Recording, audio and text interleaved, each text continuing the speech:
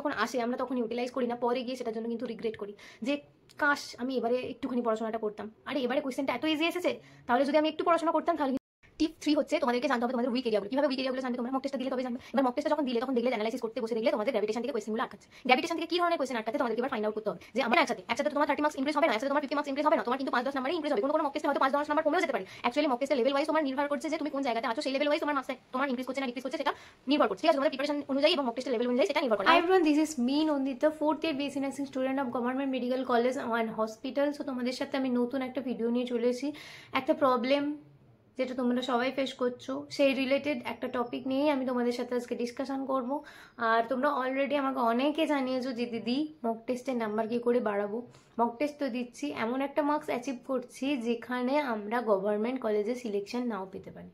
তো তোমাদের জন্য আমি সেই সলিউশনগুলো আমি তোমাদেরকে আজকে বলে দেবো, যে সলিউশনগুলো তোমরা যদি চেষ্টা করো সেগুলোকে মেনটেন করো, সেই টিপস 4টে টিপস তোমাদেরকে বলে দেবো, সেই টিপসগুলো যদি তোমরা ফলো করো তোমরা তোমাদের মার্কস ইমপ্রুভ করতে পারবে, তোমরা গভর্নমেন্ট কলেজে সিলেকশন পাবে।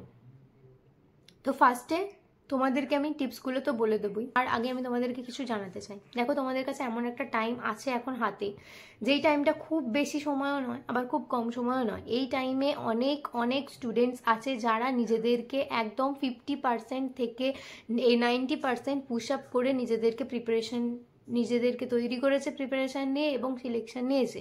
আবার এমন অনেক স্টুডেন্ট আছে যাদের প্রিপারেশান অনেক বেশি ভালো ছিল, তারা নিজেদেরকে ডিমোটিভেট হয়ে মানে নিজেদের মার্কস রিডিউস করে ফেলেছে, সেই জায়গাতে নিয়ে গিয়ে যে এক্সাম প্রেশারটা ফিল করতে পারছে, প্রচুর পরিমাণে এক্সাম প্রেশার ফিল করেছে, স্ট্রেস ফিল করেছে, এবং সেই জায়গাতে তাদের কি হয়েছে, প্যানিক অ্যাটাক হয়ে গেছে। তারা যে লেভেলটা নিজেদের দিতে পারতো সেই লেভেলে নিজেদেরকে প্রেজেন্ট করে আসতে পারেনি, বা সেই লেভেলের এক্সামটা দিয়ে আসতে পারেনি, এরকমও হয়েছে। তো তোমাদেরকে নিজেদেরকে সিলেক্ট করতে হবে তোমরা কোন জিনিসটা চুজ করবে। তোমরা কি এখন থেকে বেশি করে মক টেস্ট দিয়ে অ্যানালাইসিস করে নিজেদের উইক এরিয়াগুলোকে স্ট্রং করে এক্সাম ফিয়ারটাকে কমিয়ে সেই জায়গাতে বেস্ট পারফরমেন্সটা দেবে, নাকি নিজেদেরকে আরও ডিমোটিভেটেড করে ফিল করিয়ে মার্কস রিডিউস করে সেই জায়গাতে গিয়ে প্যানিক অ্যাটাক করে ব্যাস নিজেদের রেজাল্টটা আরও খারাপ করে আসবে? Choice is yours. ওকে, এখন তোমাদেরকে আমি বলবো যে সামনে পুজো আসছে, তো তোমাদেরকে আরও বেশি পরিমাণে নিজেদের পড়াশোনাতে ফোকাস করতে হবে। তার একটাই কারণ, এই বছরের পুজোটা যদি তোমরা স্কিপ করো, তোমরা যদি নিজেদেরকে পুজো থেকে একটু ডিটাচড রাখো, তাহলে কিন্তু নেক্সট বারের পুজোতে তোমরা আরও বেশি ভালো করে এনজয় করতে পারবে। নিজেদের জায়গায় নিজেরা সিলেকশন যদি পেয়ে যাও, তাহলে পরের বছরে আগমনীতে কিন্তু তোমরা অনেক ভালোভাবে পারফরমেন্স করতে পারবে বিএসসি নার্সিং কলেজে, এবং তোমরা অনেক এনজয় করতে পারবে এবং পুজোটাও ভালোভাবে কাটাতে পারবে। ব্যাস তোমরা এবার সিলেক্ট করবে যে তোমরা কি করবে, এবারের পুজোটাতে ফাটিয়ে এনজয় করবে, নাকি এবারেরটা স্কিপ করে পরের বছরের পুজোতে ফাটিয়ে আনন্দ করবে। তো সব রকম কথা হয়ে গেল, এবার আসছি মেইন টপিকে, যেটা তোমাদের প্রবলেম, মক টেস্টে নাম্বার বাড়ছে না। আগে তোমাদেরকে জানতে হবে যে মক টেস্ট তোমরা কেন দিচ্ছ। মক টেস্ট কী জন্য দিচ্ছি আমরা? মক টেস্ট দেওয়ার একটাই কারণ, যে আমাদের উইক এরিয়াগুলো যাতে আমরা আইডেন্টিফাই করতে পারি এবং সেইগুলো যাতে স্ট্রং করতে পারি। সেই জায়গাগুলো স্ট্রং কিন্তু একদিন দুদিনে হয় না। ডেলি তোমরা যদি মক টেস্ট দাও এবং সেগুলোকে ভালোভাবে অ্যানালাইসিস করো, সেগুলো যদি না করো, তাহলে কিন্তু তোমাদের মক টেস্টে নাম্বার ইনক্রিজ হবে না। মক টেস্ট আমরা দিই কিসের জন্য? যাতে সেই এক্সাম ফিয়ারটা, যে প্যানিকটা হয় কোয়েশ্চেন দেখেই আমার কাছে পড়া, আমার কাছে ইজি, তাও আমি পারছি না অ্যান্সার করতে, তাও আমার মনে আসছে না, এই একটা প্যানিক। যেই প্যানিকটা কি হয়, যখন তোমরা মক টেস্ট দিতে ল্যাক করো, যখন অনেক মক টেস্ট দেওয়ার দরকার তোমরা 3-4টে মক টেস্ট দিয়েই চলে যাচ্ছ পরীক্ষা দিতে, তখন তোমরা এই ফিয়ারগুলো, এই প্যানিকগুলো তোমরা ফেস করবে। কিন্তু যদি তোমরা ডেলি যেমন আমি বলছি বা যেমন বললে যেমন উচিত, যেমন অনেক মক টেস্ট দিয়ে অ্যানালাইসিস করে যদি তোমরা যাও, তাহলে কিন্তু তোমাদের এই প্রবলেমগুলো ফেস করতে হবে না, আর তখন তোমাদের ইজিলি সিলেকশনটাও কিন্তু হয়ে যাবে। মক টেস্ট দেওয়ার আরও একটা কারণ হচ্ছে টাইম ম্যানেজমেন্ট। অনেক সময় কি হয়, আমরা মক টেস্ট দিতে তো বসি, একটা কোয়েশ্চেনে এতটাই টাইম নষ্ট করে ফেলি যে পরের কোয়েশ্চেনগুলোতে আমি লাস্ট অবধি যে কোয়েশ্চেনটা, যে শেষ কোয়েশ্চেনটা আছে সেই অবধি আমি যেতেই পারছি না। এরকম ফেস করেছে, অনেকেই ফেস করে। তো এটার একটা কারণ যাতে প্রত্যেকটা কোয়েশ্চেন একবার হলেও রিড আউট করে অ্যান্সার করে আসতে পারে, সেই জন্য টাইম ম্যানেজমেন্টটা ভেরি ভেরি ইম্পর্টেন্ট, যার জন্য মক টেস্ট দিতে হবে। তাহলে তোমরা বুঝতে পারবে যে এক একটা কোয়েশ্চেনে তোমরা কতটা করে টাইম দেবে। যদি না হয় স্কিপ করে বেরিয়ে যাও, তারপরে নেক্সট কোয়েশ্চেনে আসো। এই যে প্যাটার্নটা হয়, এই যে স্ট্র্যাটেজিটা হয়, সেটা তোমাদেরকে ফলো করতে হবে, তবে তোমরা মক টেস্টের মার্কসটা ইনক্রিজ করতে পারবে।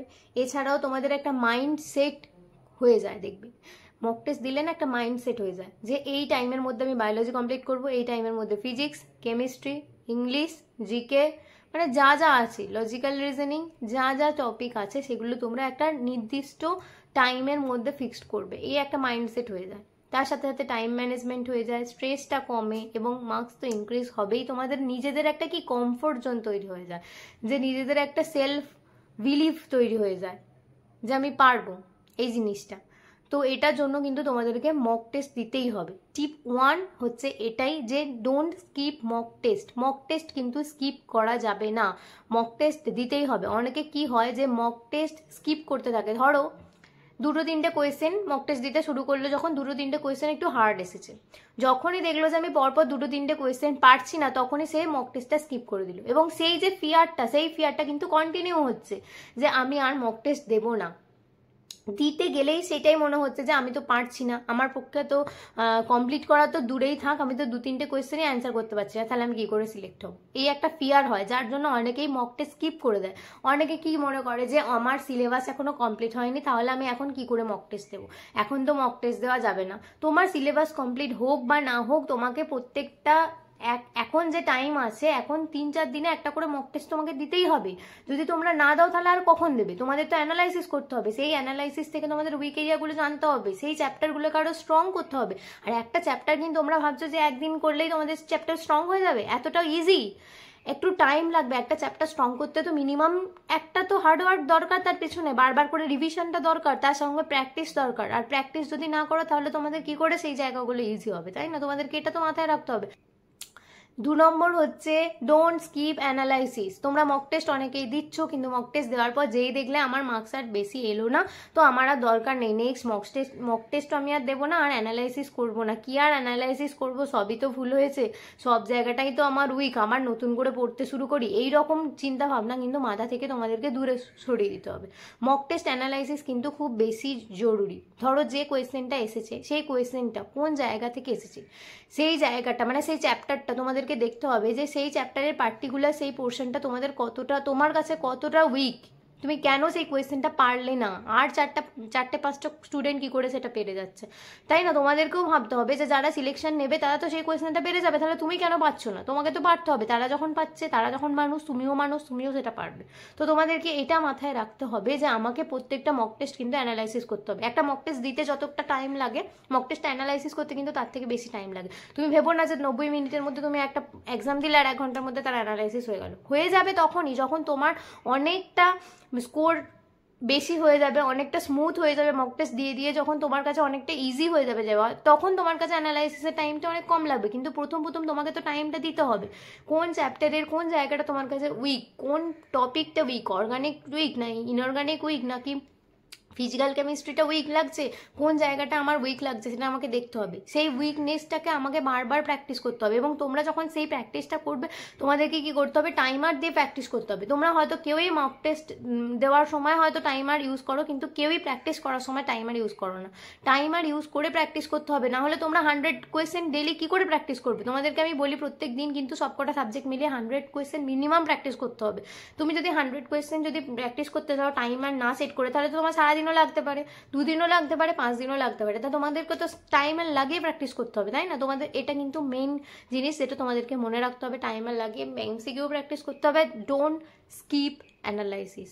টিপ 1 অ্যান্ড টিপ 2 আশা করি তোমাদের কাছে ক্লিয়ার হয়ে গেছে। Don't skip mock test, don't skip analysis, tip 1 and tip 2। আর তোমাদের টিপ 3 হচ্ছে তোমাদেরকে জানতে হবে তোমাদের উইক এরিয়াগুলো। কিভাবে উইক এরিয়াগুলো জানবে তোমরা? মক টেস্টটা দিলে তবেই জানবে।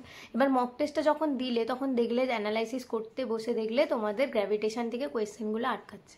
গ্র্যাভিটেশন থেকে কি ধরনের কোয়েশ্চেন আটকাচ্ছে তোমাদেরকে এবার ফাইন্ড আউট করতে হবে যে আমার কি সিলি মিস্টেক হচ্ছে সেখানে, নাকি কোনো থিওরিটিক্যাল কোয়েশ্চেন মিস হচ্ছে, তাহলে থিওরির পোর্শনটাকে আমাকে বেশি জোর দিতে হবে, নাকি সলিউশন মানে কোনো প্রবলেমস যেগুলো সলিউশন করতে গিয়ে সেখানে প্রবলেম হচ্ছে, নাকি সিলি মিস্টেক হচ্ছে, সেগুলো তোমাদেরকে ফাইন্ড আউট করতে হবে। এবার ধরো দেখা গেল যে থিওরি বেসড কোয়েশ্চেনগুলোতেই তোমার গ্র্যাভিটেশন থেকে প্রবলেম হচ্ছে, তাহলে কি করতে হবে? থিওরিটাকে বারবার রিভিশন করতে হবে।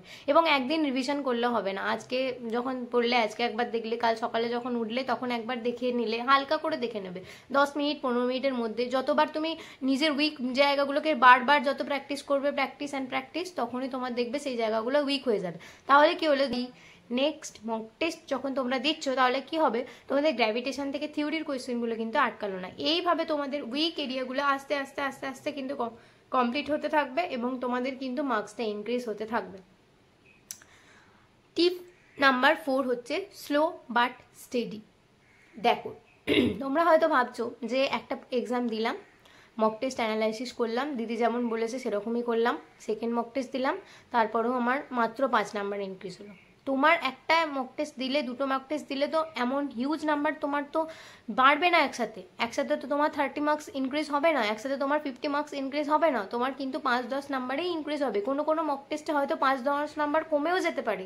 অ্যাকচুয়ালি মক টেস্টের লেভেল ওয়াইজ তোমার নির্ভর করছে যে তুমি কোন জায়গাতে আছো, সেই লেভেল ওয়াইজ তোমার মার্কসটা তোমার ইনক্রিজ করছে না ডিক্রিজ করছে সেটা নির্ভর করছে। ঠিক আছে, তোমাদের প্রিপারেশন অনুযায়ী এবং মক টেস্টের লেভেল অনুযায়ী সেটা নির্ভর করে। কারণ সব রকম ধরো কোয়েশ্চেনের সেট দিয়ে দিল, সব কোয়েশ্চেনেই তো 90% হায়েস্ট উঠবে না। কোনো কোয়েশ্চেনে হায়েস্ট উঠতে পারে 99, কোনো কোয়েশ্চেনের উপর হায়েস্ট উঠতে পারে 97, কোনো কোয়েশ্চেনের 88%। সেটাই, যেটা তোমাদেরকে নিজেদের প্রিপারেশন লেভেল এবং মক টেস্টের লেভেল দুটোর উপরে নির্ভর করছে যে কোন লেভেলে তোমরা আছো এবং কত মার্কস এখানে ইনক্রিজ হবে। তো তোমাদের কিন্তু স্লোলি ইমপ্রুভ হবে। তাই তোমাদের যখন ধরো এই স্টেপগুলো ফলো করছো, ধরো 5 থেকে 10 নম্বর করে যখন ইনক্রিজ করছে, তোমরা সেটাতেই হ্যাপি হও এবং সেটাকেই একটা ইন্সপিরেশন হিসেবে নিয়ে তোমরা কিন্তু মোটিভেটেড ফিল করে নিজেদেরকে আরও বেশি পরিমাণে হার্ডওয়ার্ক করানোর চেষ্টা করো, আরও বেশি করে রিভিশন দেওয়ার চেষ্টা করো, আরও বেশি পরিমাণে মক টেস্ট দেওয়ার চেষ্টা করো, অ্যানালাইসিস করার চেষ্টা করো। ঠিক আছে, তাহলে তোমরা দেখবে আস্তে আস্তে কিন্তু ইনক্রিজ হয়ে যাবে এবং তোমরা যে মার্কসটার জন্য এতদিন ধরে লড়াই করছিলে, খাটছিলে, স্ট্রাগল করছিলে,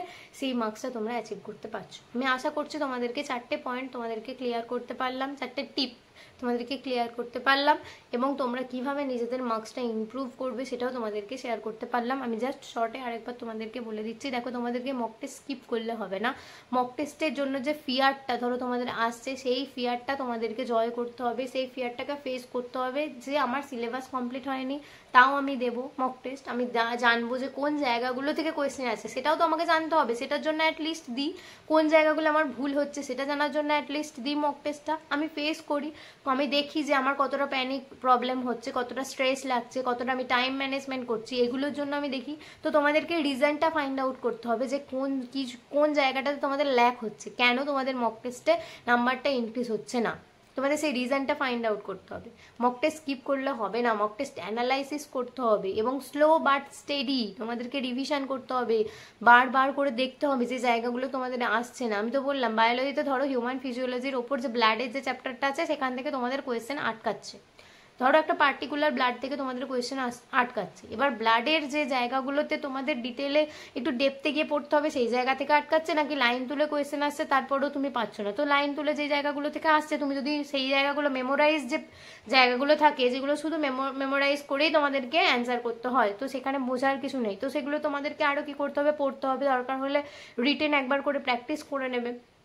ঠিক আছে, তো প্র্যাকটিস করে নিলে সেই জন্য তোমাদের সেখান থেকে তোমরা নিজেদের তারপর সেই জায়গা থেকে যখন আবার কোয়েশ্চেনগুলো আসবে সেগুলো তোমরা ফেস করতে পারবে, তখন দেখবে তোমাদের সেই জায়গায় আর ভুল হচ্ছে না।